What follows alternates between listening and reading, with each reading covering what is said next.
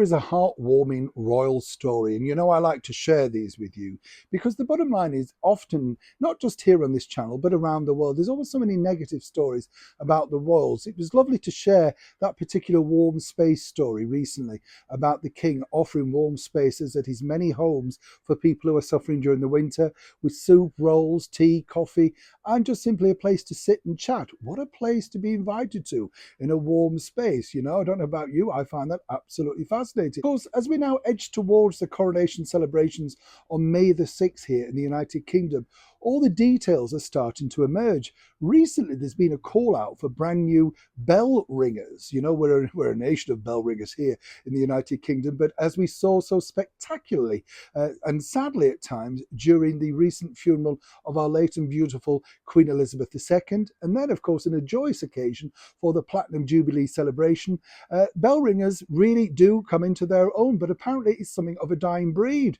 And if you are one, there's an association of bell ringers that would like to hear from you, simply because they're looking for people to ring the bells on such an important event.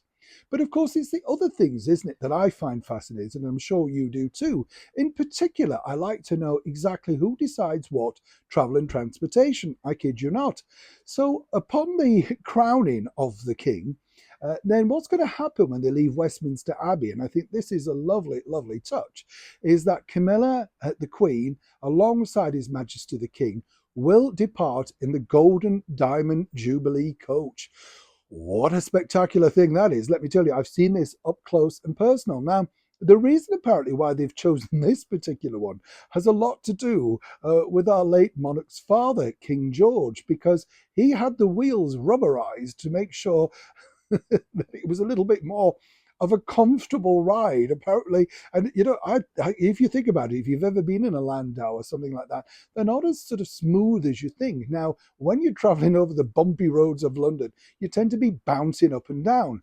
There's another reason for that too. Apparently, Camilla's not a brilliant traveller and didn't fancy returning back to Buckingham Palace for that now famous balcony appearance, looking a little bit green around the gills. So they decided that the return visit would be, as I say, in the Golden Diamond Jubilee coach, favoured by King George. And it's nice to know, isn't it, these little tidbits as we head towards that, because I don't know about you, you know, you get all the lovely sort of pomp and circumstance and you think, wow, this looks good. What's that about? Well, now, thanks to you and me, we've shared it with each other. So don't forget to share this pivotal bit of information with the rest of our wonderful royal watchers. I'd love to know as ever what you think to this particular story in the comments below. Do you like to know exactly how they're travelling, what they're wearing, what do these certain bits mean? It's more fascinating if you know the history behind it, because as everything with the royals, it's not just a snap decision.